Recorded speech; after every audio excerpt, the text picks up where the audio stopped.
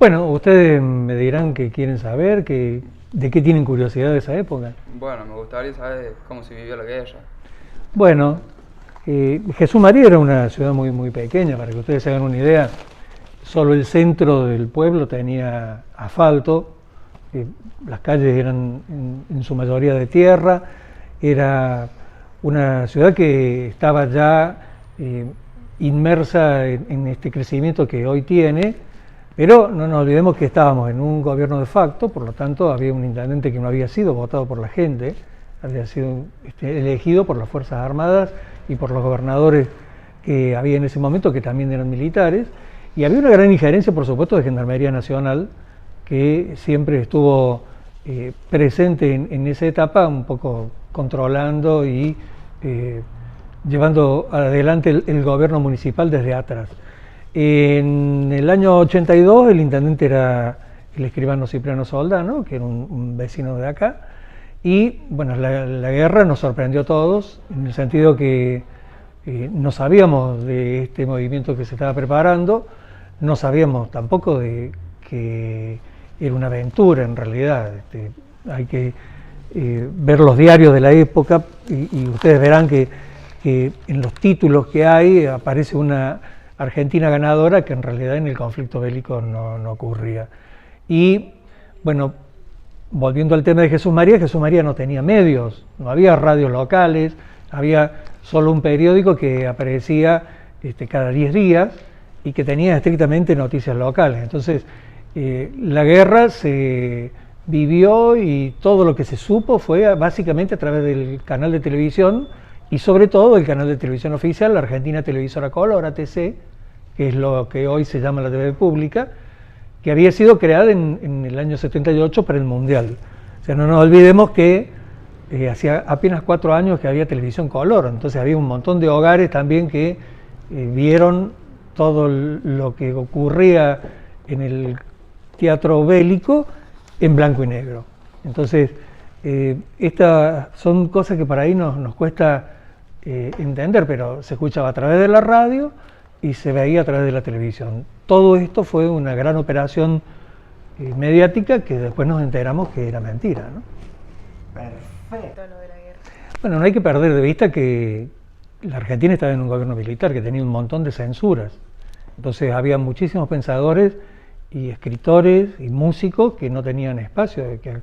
Por ejemplo, yo trabajaba en radio en esa época y teníamos una lista de los temas que no podíamos pasar, que estaban prohibidos porque los artistas eran considerados comunistas o peronistas, que eran los más censurados.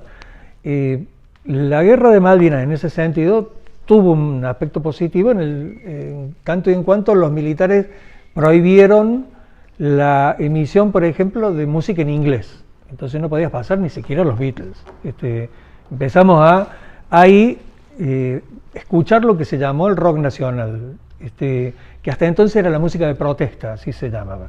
Entonces apareció Juan Carlos Baglietto, cumplió el disco de él, 40 años, lo mismo que Malvinas, aparecieron Víctor Heredia, toda una nueva cantidad de artistas que se escuchaban a partir de la necesidad de tener que reemplazar a la música en inglés.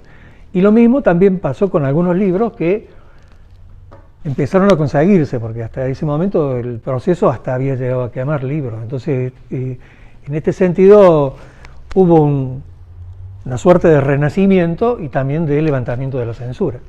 ¿Eran los combatientes que estaban en Malvinas? Sí, yo tenía una revista que saqué un año después, en el 83, y bueno, los chicos hacía 4 o 5 meses que habían vuelto en el 83. Y realmente nos costó mucho identificarlos. En ese momento logramos encontrar a 4 y conocíamos de la existencia de uno más que no pudimos dar con él.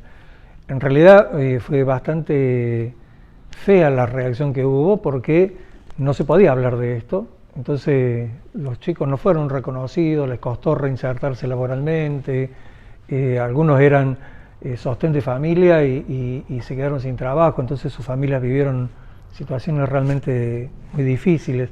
En Jesús María al año siguiente se hizo un homenaje que fue donde se inauguró la plazoleta 2 de abril, ahí en el triángulo que está al frente de Gendarmería cuando uno sale hacia Cochinga, que era mucho más grande de lo que es hoy.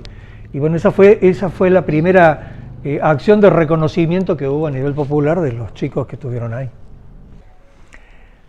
La verdad es que nosotros vivimos bastante anestesiados la guerra, porque nos habíamos creído esto de que íbamos ganando y de que todo esto era posible. Habíamos tenido tantos años de dificultades en el país y de controles excesivos y de censura, que creo que por eso también la gente salió a las calles y hubo un apoyo masivo.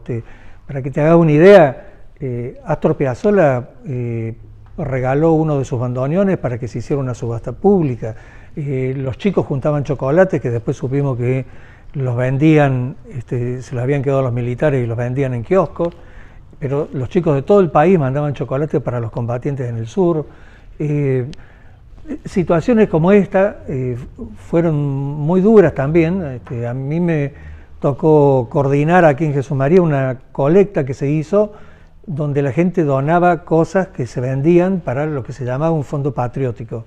Y bueno, ahí he visto señoras que llevaban sus alhajas, he visto gente que llevaba cosas que eran de valor más afectivo que material, y bueno, todo eso terminó siendo una burla histórica en definitiva.